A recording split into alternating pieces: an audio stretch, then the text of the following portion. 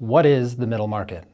So if you have worked in finance for 5 minutes or more, you've heard that term a dozen times. You've heard middle market private credit, middle market M&A, middle market sponsors, non-sponsored middle market deals. But if you ask 10 different professionals to define it, you're going to get 10 totally different answers. Some people define it by revenue. Okay, sure, that's great. Some people define it by loan size. Absolutely validity in that perspective. Some people just kind of know it when they see it, like a je ne sais quoi. That's great too. At MidCap Global, we define the middle market very simply, and I promise this is going to stick. The middle market is anything that is not rated.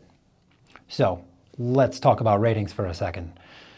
If I go to apply for a credit card, I am rated.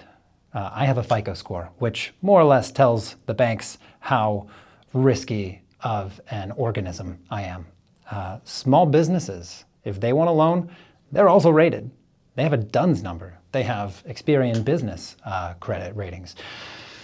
Apple, Tesla, Microsoft, they've got Moody's, they've got S&P. Those companies are all rated. Every REIT is rated. All of the public companies are rated.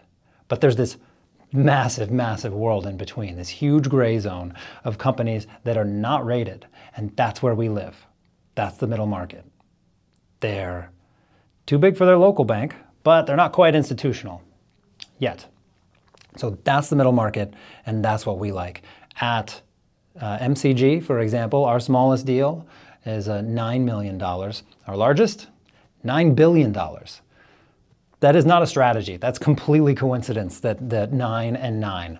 But it goes to prove the point that what defines the middle market is not deal size.